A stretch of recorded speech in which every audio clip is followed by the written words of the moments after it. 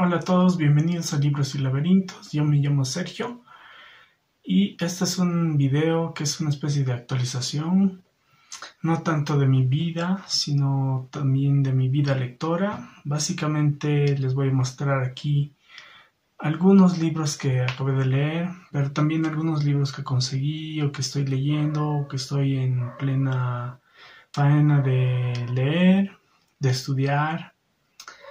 Y antes de empezar quisiera decirles que, bueno, ese perro no se va a callar. Está como que ladrando por mucho tiempo y bueno, no hay forma de que lo callemos de alguna manera, ¿no? O sea que él nos va a estar acompañando en este viaje un tanto inusual. En este viaje inusual. Y algo que quería decir es que el libro de poemas que está por salir, en teoría debería salir como en finales de julio. Yo en realidad estoy hablando con el editor y ojalá que podamos pasar además hacer algún video, ¿no? Tal vez no tanto como video en sí, pero sí el audio me interesaría que estuviera presente, ¿no? en el canal, para que las personas que no puedan pues participar con su presencia factual, ¿no? Fáctica, puedan por lo menos ver cómo fue esta presentación del libro, ¿no? Bueno, vamos a empezar con los primeros libros que yo estuve pues leyendo, estudiando. Y uno de ellos es la semiótica de Spinoza, ¿no? De Lorenzo Vinciguerra. Y este libro es un libro de filosofía, en realidad de un comentario sobre cómo abordar los signos dentro de la filosofía de Spinoza. Y tiene un muy interesante índice, un contenido especialmente atrayente para aquellas personas que les gusta este filósofo en especial, pero también en general es como una manera de entender este trazo o vestigio, ¿no? Para Lorenzo Vinciguerra, siguiendo la filosofía de Spinoza, nosotros somos también signos. Y nuestro mundo de signos está en constante cambio, ¿no? Hay signos que son como, por así decirlo, fluidos, blandos, duros, ¿no? Eso relacionado con la teoría de los cuerpos de Spinoza, de los cuerpos complejos. Después está también la noción de que, claro, la traza tiene diferentes figuras, ¿no? Tiene diferentes figuras. El arte sería una especie de manera de signar de manera sí artificial, pero también dentro de la naturalidad, si la sustancia es, por así decirlo, en Spinoza un ser individual que lo engloba todo y es al mismo tiempo natural. El arte sería como una modalidad, una derivación de esta naturaleza, de esta modificación de esta sustancia, ¿no? Y bueno, a mí me ha impresionado un montón este libro, porque creo que pone luz sobre un punto que es bien, no es oscuro en la ética de Spinoza, pero sí es conflictivo, ¿no? Que es esta noción de la imagen, el signo y su uso con el lenguaje, ¿no? Pueden haber gestos que son signos y ese es un tipo de lenguaje.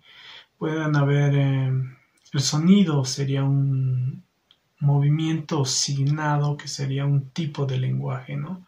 Con el cual expresamos pues diferentes emociones, diferentes cosas.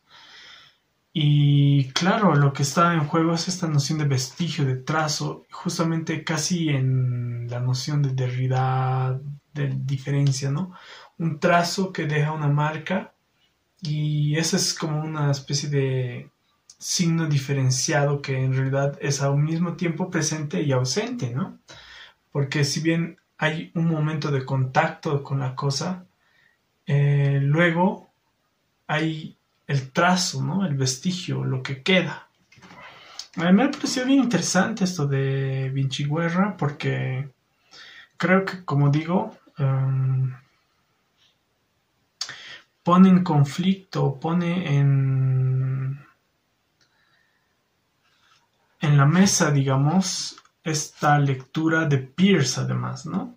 De Charles Sanders Peirce, que es el tipo que básicamente inventó, pues, el arte semiológico, ¿no? Y él era norteamericano y él escribió en sus que están traducidos los collected papers, ¿no? En estos papeles, según Deleuze, además, es la teoría más completa que existe de los signos, ¿no? Que eran como tres, además, elementos fundamentales: el signo como tal, el intérprete y un medio, si no me equivoco, ¿no? Que eso tiene que existir para que exista signo. Esta idea de representamen, ¿no? Que tiene una nomenclatura especial. Lo que hace Vinciguerra es convertir esa nomenclatura, esa lectura, además del signo, desde la filosofía de Spinoza, ¿no? Y entonces encontramos que, claro, el autor de un texto no es solo un autor, sino que es un actor, ¿no?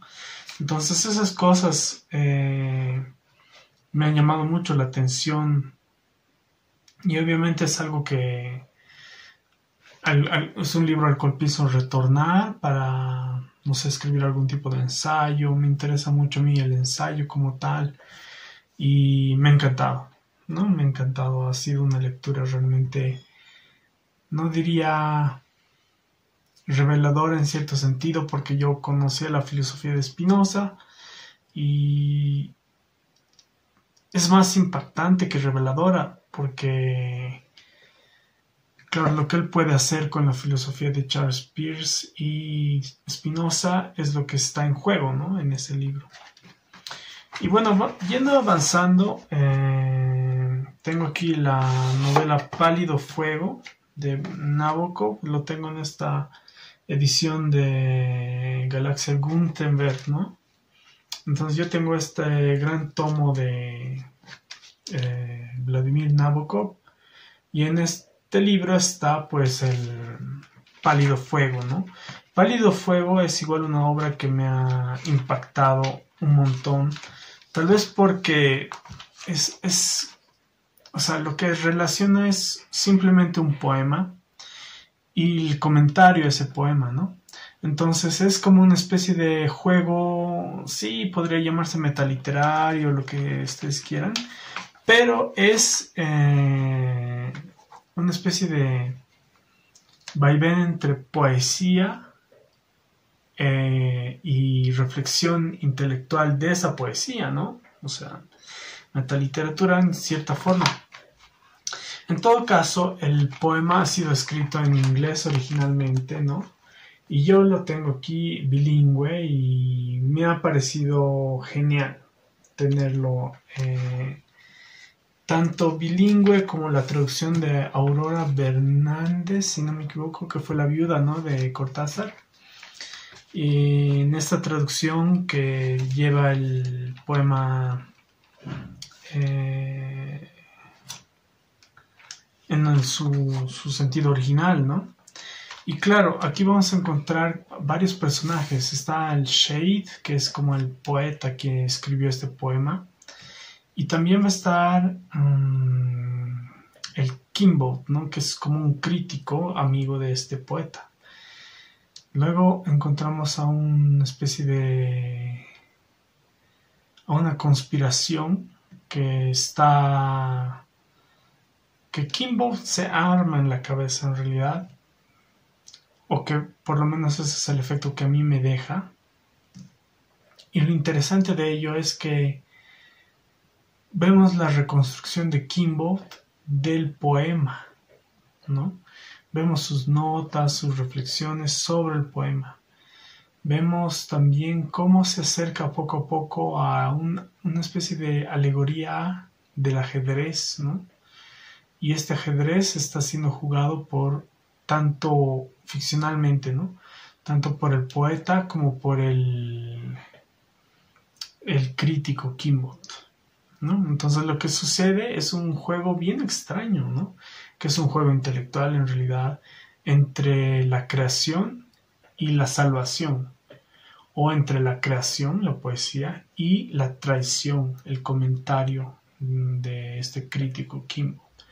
Y claro, a mí me gustaba esta novela, o sea, me la conseguí en realidad porque Ricardo Piglia dijo, ¿no? Que la novela era la que más le gustaba, más aún que Lolita, que no la he leído, pero yo confío mucho en Ricardo Piglia, ¿no?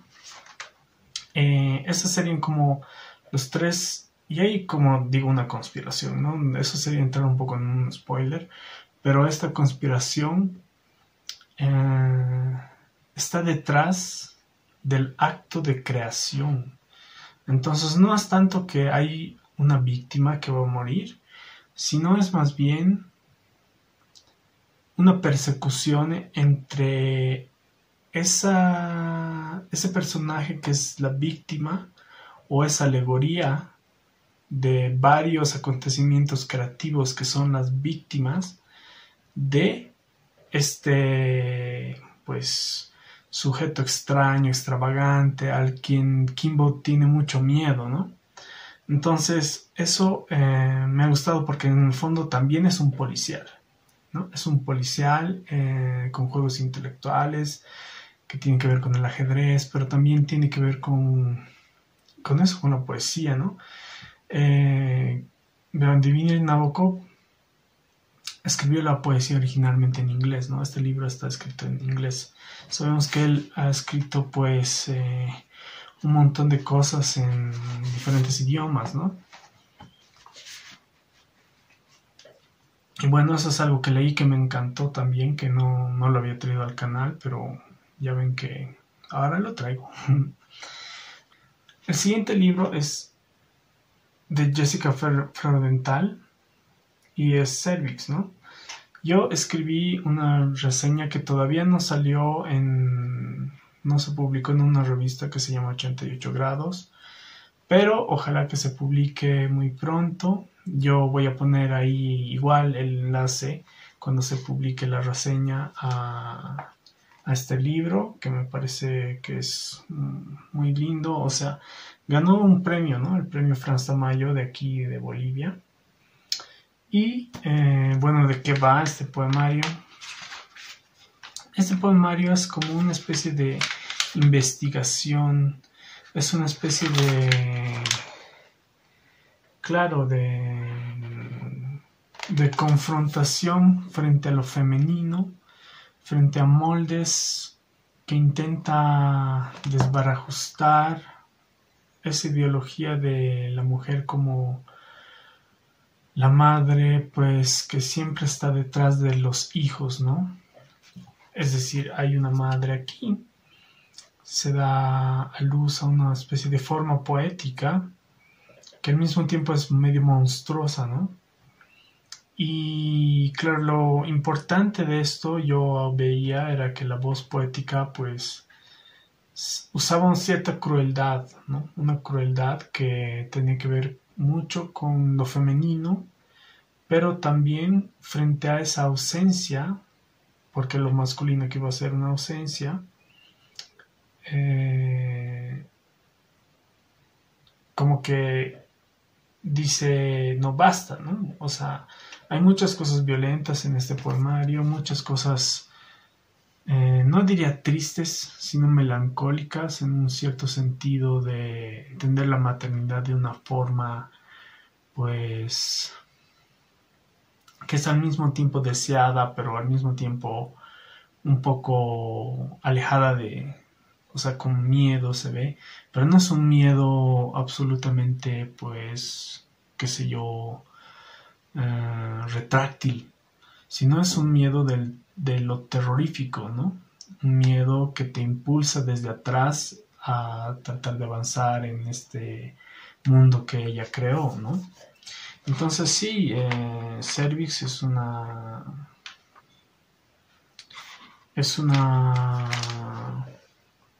poemario, es un poema que tiene que ver con esto de lo materno, ¿no?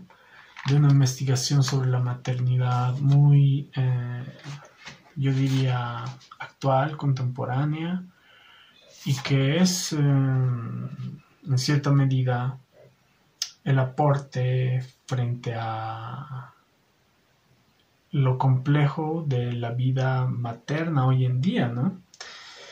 Y como digo, voy a poner cuando salga la reseña de 88 grados al link para que ustedes puedan leer.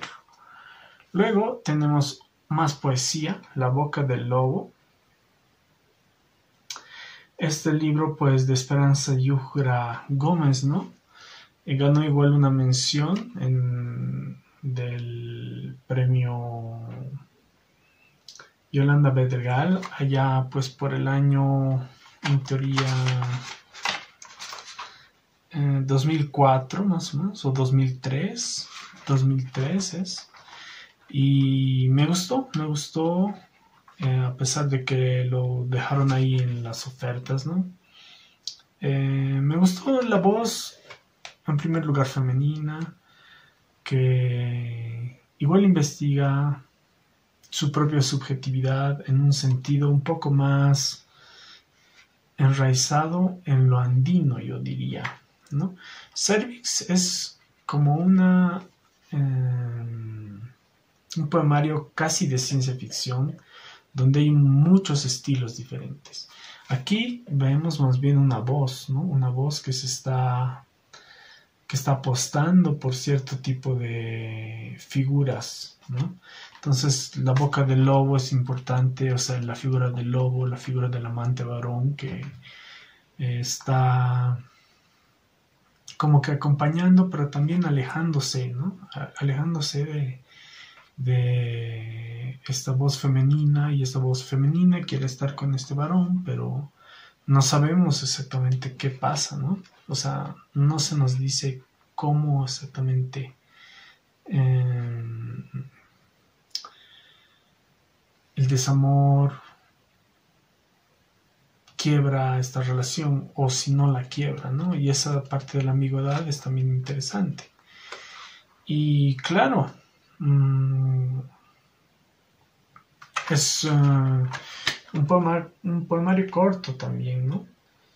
Un poemario corto donde está sobre todo esta subjetividad femenina que también es importante leer de alguna forma, ¿no? Porque creo que por mucho tiempo los hombres, los varones, escritores, etcétera, han estado como que alejando, ¿no? A esta escritura femenina, y que ahora es una realidad, que antes no era así, ¿no? Y eso es importante, o sea, por ejemplo, esta discusión con el boom de que eran todos hombres, pero que no había mujeres. Y después de tiempo nos damos cuenta de que sí había, pues, escritoras que valían la pena leer, ¿no? Luego tenemos la mención de Oráculo Eléctrico. Es igual otro libro de poesía que pude leer, que pues me gustó no tanto el planteamiento lúdico digital, porque de eso trata. Es decir, es como esta escritura no solo millennial, sino que investiga lo electrónico, las redes sociales, si hay estereotipo o si hay propuesta única, subjetiva, original en escribir sobre las redes, etcétera, ¿no? Entonces tiene una serie de reescrituras, ¿no? Por ejemplo, este título, ¿no? Medio extraño. Medusa tiene seguidores, tiene también cosas pues que están con la electrónica, la informática. Y bueno, si van a leer este libro, pues se van a encontrar con todo esto, ¿no? Y en todo caso, es un buen diagnóstico de nuestro tiempo, ¿no? A pesar de que a mí, bueno, esto de las redes sociales, escribir poesía sobre redes sociales me parece un poco extraño, ¿no? No por el hecho de que no sean parte de nuestra naturaleza actual, digamos, ¿no? Sino simplemente porque me parece que las redes ocultan algo que tal vez, no sé, o sea, es como una impresión, una intuición de que ocultan y te dan demasiado fácil las cosas, ¿no? Hay un montón de información, de pronto está el algoritmo que te recomienda una cosa similar. Y claro, por eso es oráculo eléctrico, ¿no? Porque confías en el algoritmo. Ahora, para ser sincero, debería decir que el poema que más me gusta es este de la luna llena, ¿no? Luna llena, cuarto creciente, guajojo en la luna nueva. Esos son los que más me gustan. Tal vez porque son más larguitos, ¿no? Pero esa es mi opinión personal. En todo caso, si te interesa la investigación sobre las redes sociales, sobre lo que está pasando actualmente con la escritura femenina en ese sentido de lo digital, lo electrónico, pues Oráculo Eléctrico es una buena opción para continuar, ¿no? Luego también escribí otra reseña a este libro. En Deshabitar está la razón, de Mauro Gatica Salamanca, ¿no? Escribí una reseña que además el autor la leyó y parece que le gustó mucho, porque es como una especie de híbrido de género también, entre lo que significa ver el mundo desde el insecto, desde lo pequeño, desde lo infinitesimal, ¿no? Por eso esta sugerente portada sobre una cabeza de mosca, ¿no?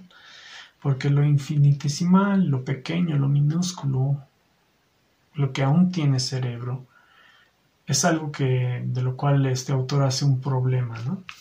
Y hace un problema porque, claro, es entomólogo, si no me equivoco. Se trata de una voz poética que trata de jugar al entomólogo y al mismo tiempo escribe como una especie de monografía, ¿no? Escribe como una especie de tesis. Tiene... Aquí les voy a mostrar. Tiene algunas notas, ¿no? Tiene algunas notas al poema que hacen alusión no tanto a un discurso académico, sino a relaciones con películas, por ejemplo, que él vio como esta de Cronenberg, que debería ser de la mosca, ¿no? De esta transformación entre lo humano y lo animal, lo iba a decir insectívoro, pero lo que es del mundo de los insectos, digamos, ¿no? Entonces eso me ha parecido muy interesante, verlo como se ha perfilado en una escritura, ¿no? Porque es una escritura que yo considero que es sólida, en cierta forma, y no solo porque ha ganado también el premio, ¿no? Este es otro premio de poesía, sino porque muestra una preocupación frente a la palabra, ¿no? Y es una preocupación que no está con lo moderno de la palabra en sí, o sea, los Cavalieri de la Luna, ¿no? Que se burlaba Nicanor Parra, ¿no? Está con estos poetas que, claro, al instrumentalizar la palabra, al fetichizarla demasiado, diciendo el nombre, el silencio, tu palabra, tu voz, esas cosas, ¿no? Va por otro lado, en Deshabitar está la razón. Luego, ¿qué más queda cuando? ¿Qué ¿qué más queda? Cuando de Marcia Mendieta Estensoro. Este libro pues trata en realidad sobre la visita a una casa, ¿no? Y claro, en realidad la casa aquí es una metáfora de su poética. Y también he hecho una reseña a este libro y igual voy a subirla ahí en el link. Y lo interesante de esta escritura es que la experiencia femenina también está, en este caso, no tanto en lo digital, no tanto en lo monstruoso o materno, sino en lo juvenil, ¿ya? En lo juvenil y en cierta forma en la experiencia de los detectives salvajes, o sea, esa especie de terreno que no se sabe bien qué es o de quién es, de la experiencia de juventud entre la experiencia de madurez, ¿no? Van a disculpar, mi madre está un poco resfriada y está ahí tosiendo. Luego, sí, es una buena forma de explorar también esa relación entre la experiencia, ¿no? Y también la experiencia de tránsito es importante, lo de los viajes y claro, esto que yo decía en la reseña, lo del corto, como un corto un poco de película, ¿no? O sea, tienen el corto que no es una película entera, sino es un corto sobre determinada experiencia, ¿no?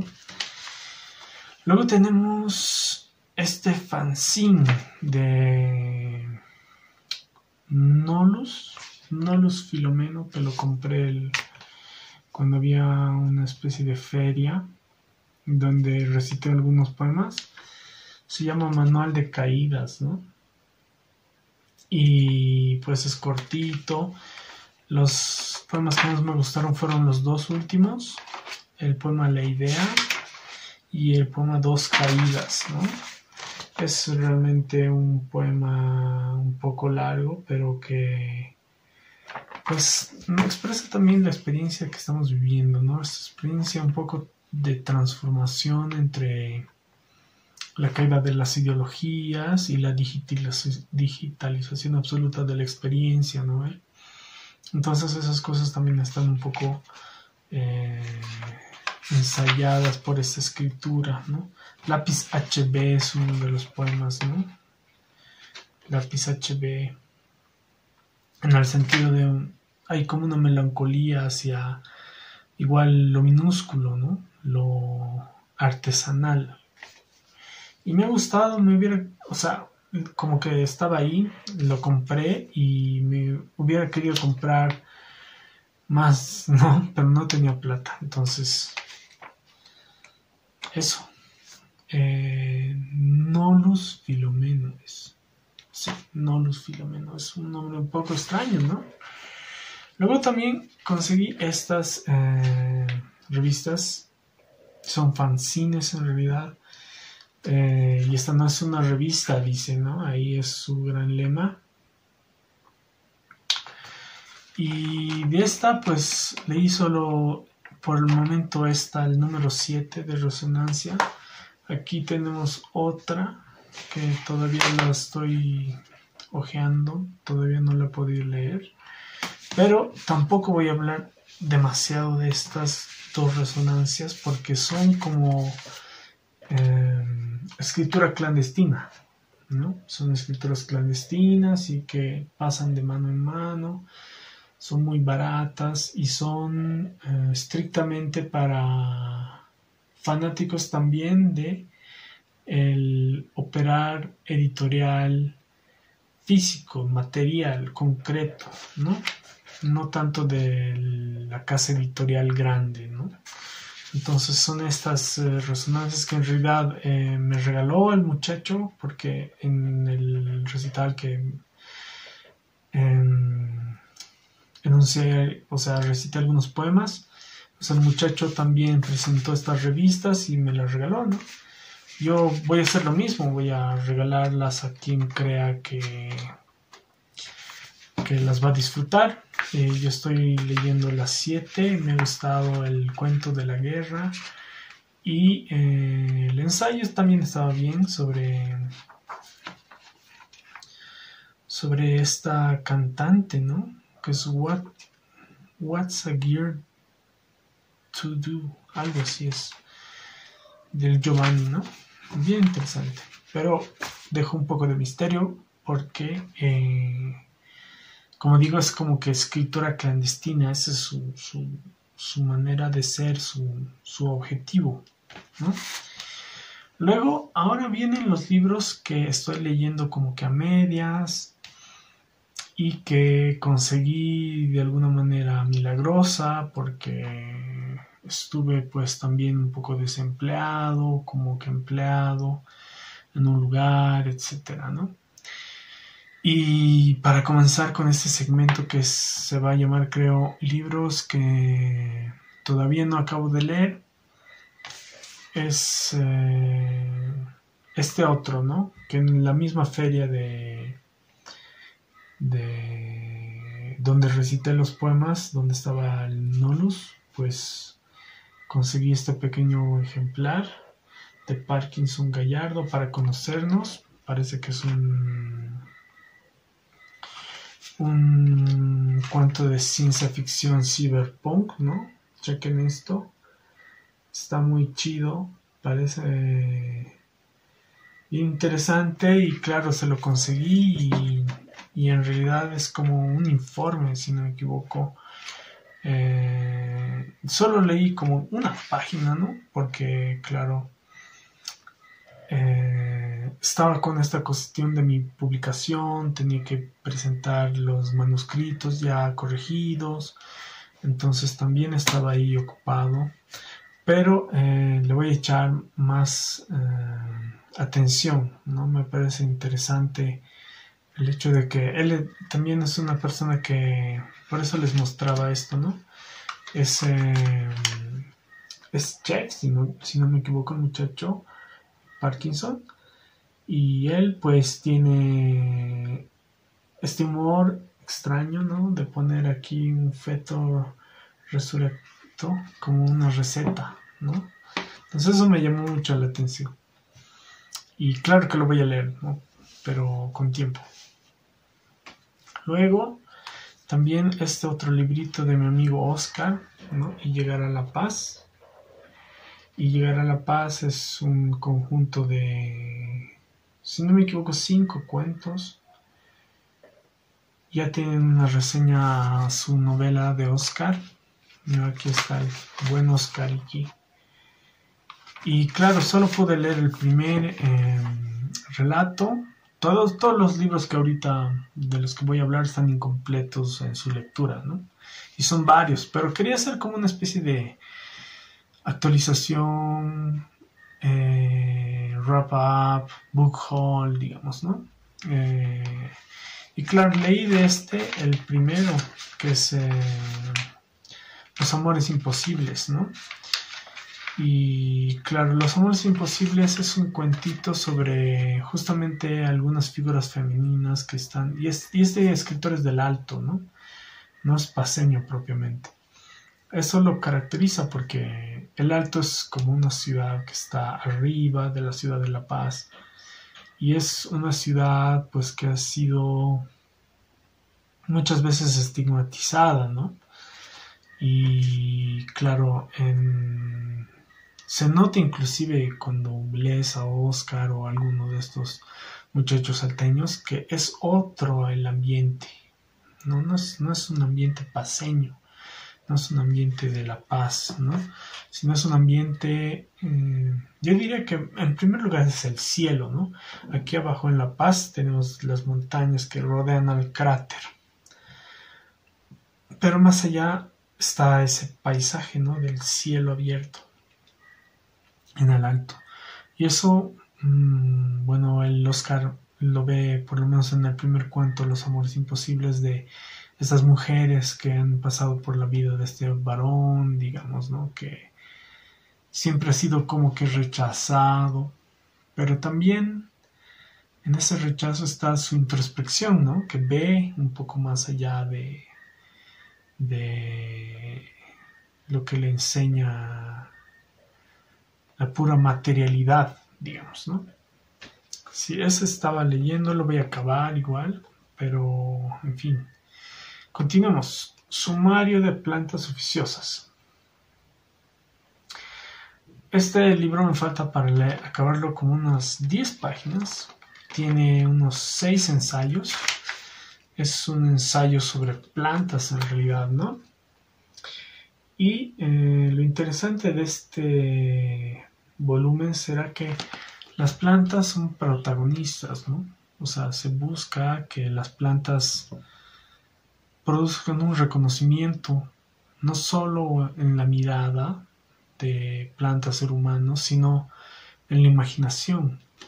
Entonces, Efraín Giraldo, que ganó este premio, básicamente lo que hace es construir un casi diario, yo diría, es como un cuaderno de notas sobre lo que él imagina que pueden hacer las plantas en la actualidad, digamos. Y también es un concepto crítico de escritura, ¿no? Porque es un ensayo y él dice solo el ensayo o la poesía puede dar cognición a las plantas, ¿no? Solo desde el ensayo y la poesía podemos vernos a nosotros mismos desde las plantas, ¿no? Entonces me parece muy interesante, además que tiene algunas imágenes bien bonitas. Este es de Blake, ¿no? De William Blake. Y claro, me ha gustado el hecho de que el ensayo en Latinoamérica, pues por lo menos esa es la idea del premio, ¿no? Este ganó un premio igual de no ficción. Y el ensayo en Latinoamérica, pues no es tan fuerte, ¿no? O sea, no hay demasiadas opciones. Generalmente hay ensayos traducidos, ¿no? De otros países, de Europa, de Estados Unidos que llegan y que, como el de Vinci Guerra, ¿no? Que es italiano. Y claro, o sea, pero producción latinoamericana no he visto demasiado que se impulse mucho, ¿no? Y eso me preocupa un poquito. Pero me ha gustado, o sea, ese libro en general. Creo que voy a escribir una reseña y ojalá que se publique también, ¿no? Luego he estado leyendo en estos tiempos de casi un año la antología poética de Rilke. Creo que esto lo traje en el anterior video, no estoy seguro. Pero sí he estado continuando con la lectura, ¿no? Con esta noción de las elegías duinescas que me han fascinado. Son 10 elegías que cada una tiene pues un motor, una guía, una atracción diferente. Y vale la pena mucho leer a Rilke. Yo diría que es, o sea, muchos dicen, ¿no?, que es el último gran romántico alemán de esas épocas, ¿no? Y ahora quisiera, bueno, expresarles mi conflicto que he tenido con Alicia y el País de las Maravillas. Ustedes saben, no sé si saben, pero hay una especie de, claro, polémica con este autor, ¿no? De ciertas fotos que sacó, etcétera, etcétera. Y eso a mí como que me enfermó un poco, ¿no? Y yo decía, no lo voy a leer ya, que se arruine. Pero en teoría yo me estaba como que arruinando a mí. Es decir, esta noción del autor y la obra, separar al autor de la obra, o bien de una manera ética o de una manera práctica, pragmática para, bueno, dependiendo de qué obra, ¿no? Y es Alicia en el País de las Maravillas, ¿no? Esta versión de Alicia ya he podido leer la primera parte, que me ha hecho reír, debo confesarlo, Me ha hecho reír algunas cosas como esta noción de las canciones, sobre todo esto de la sopa, ¿no? No sé si lo han leído ustedes, pero hay una parte hermosa, o sea, sobre una sopa. Que la tortuga anciana, no me acuerdo bien cómo es, la vieja tortuga canta, ¿no? La tortuga... Ay, lo estoy buscando. Bueno, es una tortuga que canta. Y claro, o sea, es una obra genial, divertida, pero que tiene esta cosa oscura de su autor, ¿no? Pero me ha gustado la obra. Entonces, estoy empezando a leer A través del espejo. Y A través del espejo es una partida de ajedrez, ¿no? No sé si lo saben. Esto está al principio, no sería un spoiler. Y tanto es así que tiene su propio tablero, ¿no? Dibujado ahí. Lo impresionante es que te ríes y es divertido. Y yo al principio creía como que quería que no me gustara para estar de acuerdo con mi posición ética, ¿no? Pero ya ven cómo de conflictiva es la literatura y me está gustando. Y voy a tratar de acabarlo. Como les digo, no lo concluí. Estos son libros que no he acabado de leer, pero que están rondando ahí, ¿no? ¿Qué piensan ustedes de Alicia en el País de las Maravillas? ¿Qué piensan de ese autor? ¿Qué piensan de lo que hizo, ¿no? O sea, no tanto por el morbo, sino por esta cuestión autor-obra, ¿no? Separarlas, tal vez tenerlas a cierta distancia, etcétera, ¿no? La siguiente obra que he estado releyendo, esta sí la acabé completa, pero es una relectura, es esta, ¿no? Rabelais, Gargantua y Pantagruel. O sea, estoy tratando de escribir algo que tiene que ver con esto y me ha impactado releerla, ¿no? Sobre todo esta parte de las campanas, el robo de las campanas. Hay un robo, alguien se roba unas campanas gigantes, ¿no? Campanas gigantes, digo. Y Gargantúa, que es un gigante, pues va y que tiene que recogerlas, ¿no? Pero los discursos que se da en un latín de renacimiento, en un latín medieval, macarrónico casi, me ha hecho reír un montón. La parte, o sea, estoy en el primer libro, lo estoy releyendo, ¿no? En el primer libro. Y la macana es que este solo tiene dos libros, son 5 en total. Y yo solo tengo estos 2 primeros, ¿no? O sea que yo aconsejaría tener los 5, porque estos 5 son como una especie de fuente infinita. No fuente infinita, sino una fuente de risa, ¿no? A mí me ha hecho reír un montón igual algunas cosas. Pero es que es una risa más especializada, no es como en Alicia en el País de las Maravillas, ¿no? Esto estoy leyendo. Continuamos con uno de los pendientes que todavía seguimos. Estamos en la página 438 del diario del primer volumen de Robert Musil. Y todavía no acabamos porque es una obra rara, es una obra extraña, es una obra de trabajo, o sea, de trabajo de escritor, ¿no? Y tiene un montón de cosas, o sea, no entiendo cómo no incorporó todas las cosas, porque algunas sí las incorpora al hombre sin atributos, ¿no? Yo no entiendo cómo no lo incorporó. Porque tiene cosas increíbles. O sea, no solo es la sensualidad o esta especie de, claro, libertinaje alemán de principios de siglo austriaco, ¿no? Antes de que se arruinara por el nazismo, ¿no?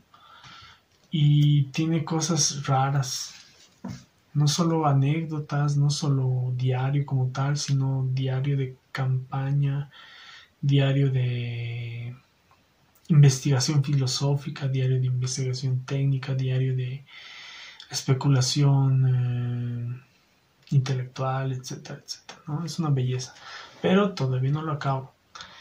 Y esperemos que cuando acabe ese diario, recién haga la reseña del hombre sin atributos. Es que no puedo, ya no es algo que está separado en mi cabeza, ¿no? Es algo que continúa, continúa y continúa.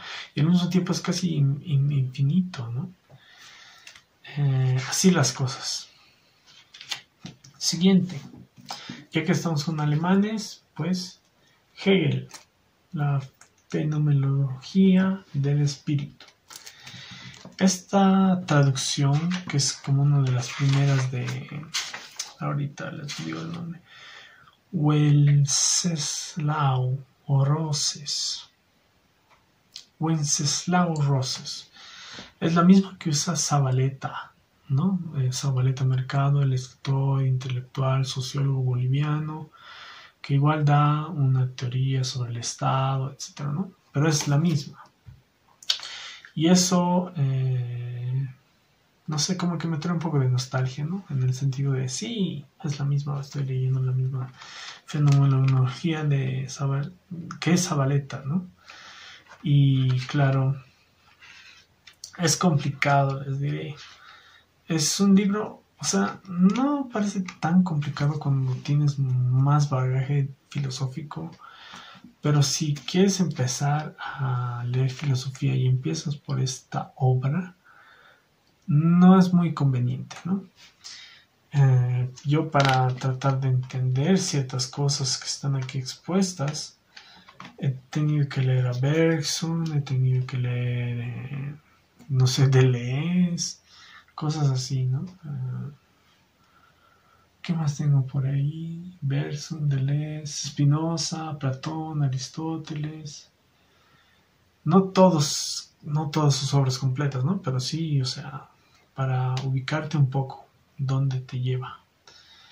Es lindo la fenomenología. Definitivamente voy a acabarlo, pero como digo, es complicado, o sea, es un libro de ontología. Hay que tener cuidado con los conceptos, leer poco a poco, etcétera, etcétera. El siguiente libro es de esta selección. Ustedes saben que tengo las obras completas de Chesterton y tengo 3 tomos de 4, creo. Y estoy en la autobiografía, ¿no? Esta hermosa obra que Chesterton escribió sobre su propia vida. Y lo impresionante tal vez es esta noción de que es una crónica ensayo en realidad, ¿no? Crónica ensayo de principios del siglo XX y, claro, te explica desde su niñez, su juventud, porque es un poco eso, ¿no? La vida del escritor que está avanzando, está ganando experiencia y ese es uno de los escritores más divertidos que existen. El mismo Borges decía, ¿no? Que cada página de Chesterton encerraba una felicidad. Entonces, eso a mí, no solo por Borges, sino, o sea, constatarlo en lo material o en lo lingüístico, en lo expresivo de su prosa, es algo importante que a mí no me deja indiferente, ¿no? Me gusta mucho Chesterton y, claro, estas son papel Biblia, ¿no? Tiene como que 1600 páginas, solo este tomo, ¿no? Entonces son papel Biblia y hay que leerlo con calma también, ¿no? También para disfrutarlo, porque leerlo rápido no tendría mucho sentido, ¿no? Otra obra interesante es la antología de Ernesto Cardenal. Encontré esta antología una librería barata. En la librería me lo dio barato, ¿no? Y me ha gustado porque son poemas largos, son poemas que tratan de un compromiso social que frecuentemente no se ve en poesía y tiene mucho que ver con, él era nicaragüense si no me equivoco, Managua, Nicaragua, por ahí, esos lados de Centroamérica, y claro, abiertamente él expone o se enfrenta a la violencia de un dictador, ¿no? Que va a ser, ¿dónde estabas? Somoza, si no me equivoco. Y claro, lo que él hace es denunciar todo el tiempo, al mismo tiempo escaparse. Y lo hermoso es tal vez observar un ambiente de selva, ¿no? Que también estaba en este ensayo de las flores de Efraín Giraldo, ¿no? El de las flores oficiosas, que es otro mundo de selva, ¿no? Entonces esta poesía que todavía no la acabo tampoco porque está demasiado buena, es así, ¿no? O sea, también del trópico. Yo vivo en básicamente un desierto, ¿no? Y me gusta la naturaleza hasta cierto punto porque hay demasiados bichos, pero eh, claro, o sea, está bien hasta cierto punto. Luego tenemos a Thomas Carlyle. Esta es otra obra satírica, otra obra de risa, el Sartus Resartus, el Sastre Surcido, ¿no? Para algunos. Es una obra rara que he conseguido. Y tiene aquí la traducción de Joaquín Ojeda y una nota de Jorge Luis Borges, ¿no? Y habla de eso, de una especie de filósofo que escribió la filosofía del traje, de la vestimenta, y esta filosofía pues agarra y es como una filosofía errabunda, ¿no? Es una filosofía nómada, es una filosofía, porque no existe el libro, y obviamente por eso le gustaba a Jorge Luis Borges, porque es como esta noción de la obra de Herbert Quain, ¿no? El examen de la obra de Herbert Quain, que claro, Borges le gustaba mucho estas nociones de libros imaginarios que no existían, porque no era necesario escribirlo según él, porque claro, solo había que dar un comentario y ahí estaban, ¿no? Muy buena, o sea, la estoy leyendo con cuidado, con risotadas y carcajadas demasiado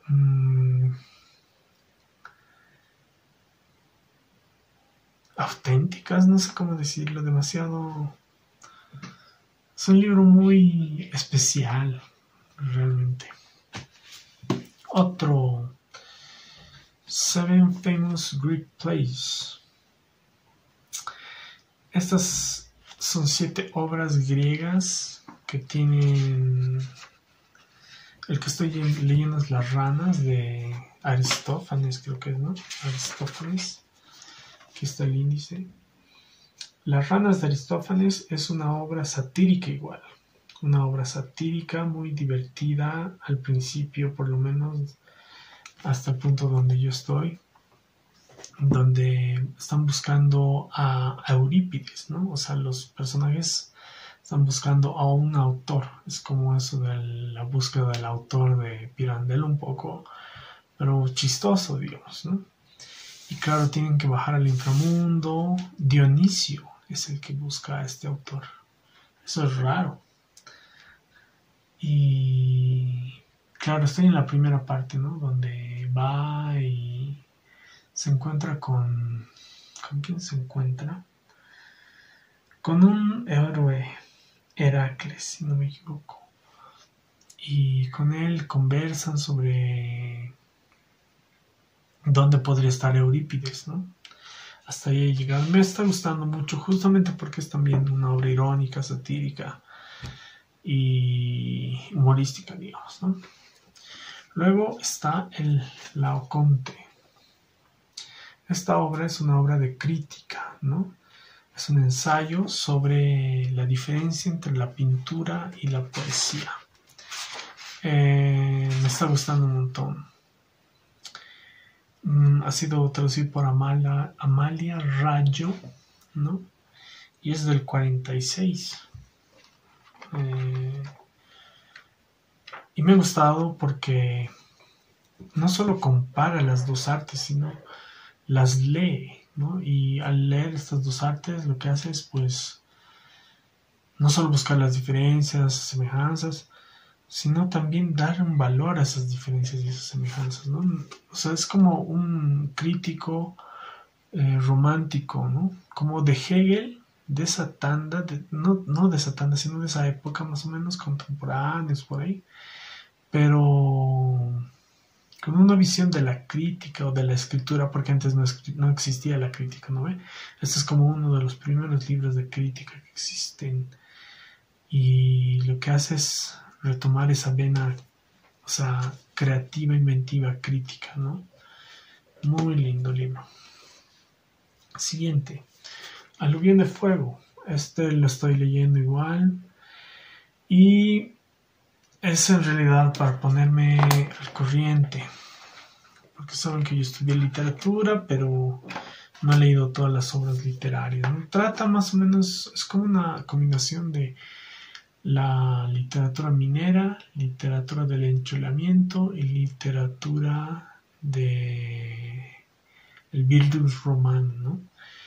Y claro, hasta la parte donde he llegado es donde se expresa la guerra del Chaco, ¿no? Y él, Oscar Cerruto, os escribe un personaje que no va a ir directamente a la guerra, pero sí va a estar involucrado en todo lo que implica eso socialmente para su sociedad, ¿no? Y eso es bien importante tenerlo también en la cabeza para leer, escribir, estudiar literatura, ¿no? Continuamos. Vasari, la vida de los artistas. Un libro que estoy empezando, casi de estos que siguen, apenas los he tocado, porque los he conseguido recién. Y Vasari, yo tenía una antología que se la regalé a mi padre, pero leí la de Giotto, la de Uccello, Paolo Uccello, Masaccio. O sea, son como que vidas de pintores, ¿no? Del Renacimiento. Y claro, yo tengo esta edición que es más completa de la que le regalé a mi padre. Justamente por eso le regalé a mi padre. Y nada, es una belleza porque igual, o sea, es como el precursor del Laoconte, ¿no? O sea, es una crítica del arte que él hace de los pintores renacentistas, ¿no? De está Miguel Ángel, Leonardo, Donatello, casi como las tortugas ninja, ¿no? Giotto, ¿no? Son pintores de esa época y él hace sus vidas, ¿no? Luego Los novios de Alessandro Mazzoni. Esta estoy leyendo y me está pareciendo muy extraño. O sea, es literatura costumbrista italiana, pero al mismo tiempo tiene ese impulso medio épico, ¿no? Entonces agarra un conflicto, estos dos, esta pareja, que de pronto no se pueden casar, y ahí se empieza a desarrollar el conflicto, ¿no? Lo estaba leyendo y lo dejé por un tiempo, pero lo voy a retomar. Todos estos libros de los que estoy hablando los voy a retomar en algún momento. Y claro, lo hermoso de Los novios es que es también una pintura, ¿no? Una representación bien fiel de lo que era Italia antes de las unificaciones, etcétera, ¿no? Eso está muy, muy bien. Luego, Bernard Russell, ¿no? La historia de la filosofía occidental. Estoy leyendo esto y lo que me impresiona es sobre todo esta noción del orfismo, ¿no? De Orfeo, que era una especie de religión, según lo que él pudo investigar. Y claro, esta religión eran como igual figuras que sobresalen en la historia, ¿no? Dionisio, Orfeo, eran ambos consecuentemente el rey del vino, de la embriaguez, pero también de los misterios, ¿no? Orfeo era como un monje, pero al mismo tiempo poeta que, claro, mostraba este descenso hacia los infiernos y cómo se podía trascender en la vida después de la muerte, ¿no ve? Entonces por eso es medio religioso también ese punto. Y claro, lo conseguí justamente porque el Monitor Fantasma, que es otro canal de YouTube, ¿no ve? Hace una reseña y de pronto se me apareció por ahí y lo pude obtener, ¿no? Está barato y vale la pena, son como 600, 700, 890 páginas. Por último, este libro que voy a tardar en leer porque no sé alemán, pero lo conseguí porque es de Goethe y al mismo tiempo son como que reflexiones y máximas sobre la literatura, entonces es su crítica, ¿no? Pude conseguir este libro hermoso y claro, voy a aprender alemán algún día, yo sé, y voy a leerlo con gran interés sobre el aprendizaje, sobre todas esas cosas, ¿no? Que involucran meterte en una lengua extranjera. Bueno, esa ha sido la actualización, esa ha sido el pequeño corto video sobre lo que conseguí, sobre lo que estoy leyendo, sobre lo que me está interesando en literatura, ¿no? Van a disculpar que no he podido subir otro video, pero sí, he estado con estas cuestiones del laburo, que buscando el laburo, encontrando, no encontrando, ¿no? Y como les decía, mi libro va a salir en finales de julio, esperemos. Para eso voy a tratar de hacer como una pequeña campaña. Y ojalá que puedan ir los que están aquí en Bolivia, en La Paz. Y las personas que no, voy a tratar de subir el audio, ¿ya? Y ojalá que nos podamos ver por ahí de nuevo. Ojalá que todos estén bien. Ojalá que no les haya sorprendido demasiado este video. Ha sido un poco largo, pero sí creo que quería hacer esta actualización desde ese tiempo. Y también ver quién está por ahí atrás, quién sigue y quién no. Y nada, ojalá que estén bien, ojalá que todo marche como quieran. Y conmigo hasta un próximo video que ojalá sea antes de finales de julio.